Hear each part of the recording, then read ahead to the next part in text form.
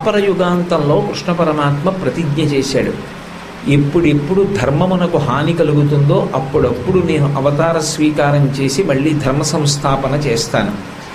అధర్మం పెచ్చుమీరిపోయినప్పుడు అధర్మానికి ఊతంగా నిలబడినటువంటి వారిని సంహారం చేస్తాను అని. కానీ కలియుగం దగ్గరికి వచ్చేటప్పటికి ఒక గొప్ప పరిమితి ఏర్పడింది. రాక్షసుల యొక్క నివాస స్థానం చూస్తే మనుష్యుల యొక్క మనస్సు. మనుష్యులందరూ కూడా కలిపురుషుని యొక్క ఉద్ధతి చేత పాపజీవనం వైపుకి అనురక్తి పొంది ఉంటారు. పాపజీవనము అంటే శాస్త్ర విరుద్ధమైనటువంటి ప్రవర్తన, ఇంద్రియ లాలసకి లొంగిపోయి ఉండడం. అటువంటి సందర్భంలో ఎంతమంది కుత్తుకలు కత్తిరించడం సాధ్యమవుతుంది?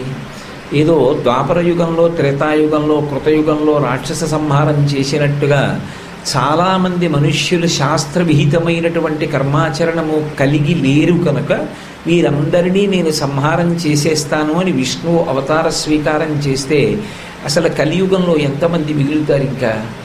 అందుకే ఆ విష్ణు ప్రతిజ్ఞని పూర్ణ చేయడానికి విష్ణువు కన్నా భిన్నం కానటువంటి పరమశివుడే ఆచార్య రూపాన్ని ధరించి భూమి మీదకి వచ్చాడు.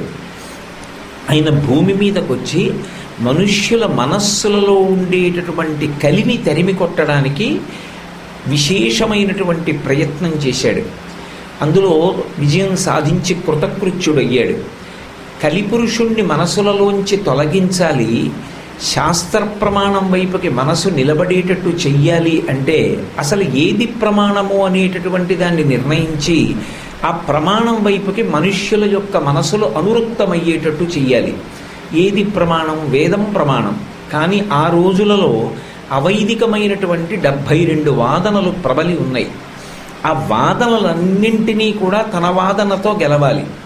గెలిచి సువ్యవస్థితమైనటువంటి ఆ సనాతన ధర్మము ఏది ఉన్నదో దాని యొక్క ప్రమాణమైనటువంటి వేదాన్ని మళ్ళీ నిలబెట్టి సనాతన ధర్మ 4 చెరగుల ఏ విధమైన అయోమయావస్థ లేకుండా అందరూ పాటించడానికి యోగ్యమైన రీతిలో తీసుకురావాలి.